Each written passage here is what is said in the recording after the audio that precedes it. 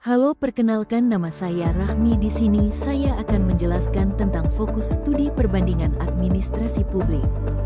Apa itu perbandingan administrasi publik?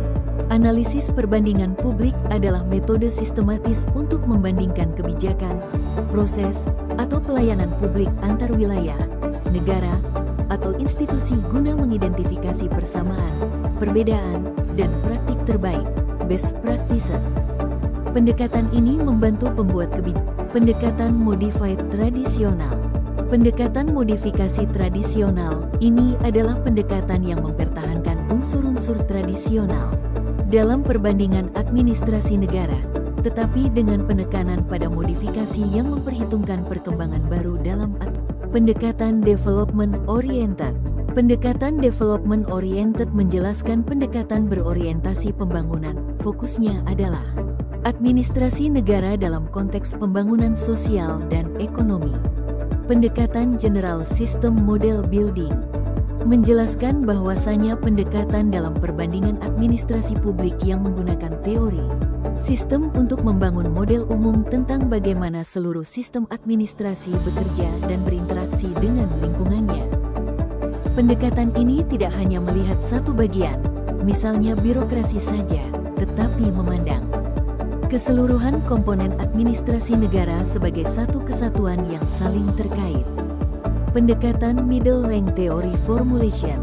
Pendekatan dalam perbandingan administrasi publik yang menggunakan teori sistem untuk membangun model umum tentang bagaimana seluruh sistem administrasi bekerja dan berinteraksi dengan lingkungannya.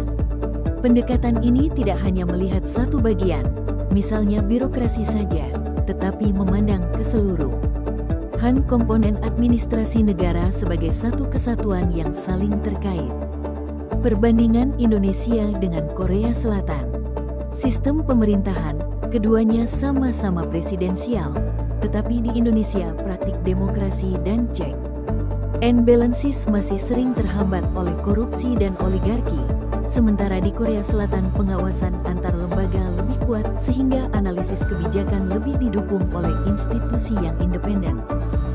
Contohnya, usulan kebijakan kontroversial di Korea Selatan bisa ditolak parlemen dan dikoreksi lewat protes publik yang efektif, sedangkan di Indonesia kebijakan bermasalah lebih sering dikoreksi terlambat setelah muncul skandal atau tekanan publik besar.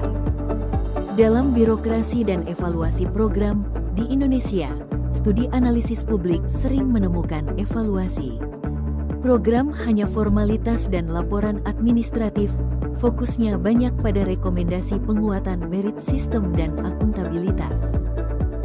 Contohnya saja, program bantuan sosial sering dievaluasi sebatas serapan anggaran dan jumlah penerima, bukan seberapa jauh kemiskinan berkurang.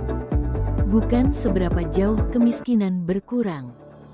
Jadi, perbandingan analisis publik menunjukkan Indonesia berada pada tahap memperbaiki fondasi tata kelola, sedangkan Korea Selatan sudah memakai analisis publik sebagai alat utama untuk mengarahkan pembangunan ekonomi dan inovasi kebijakan secara berkelanjutan.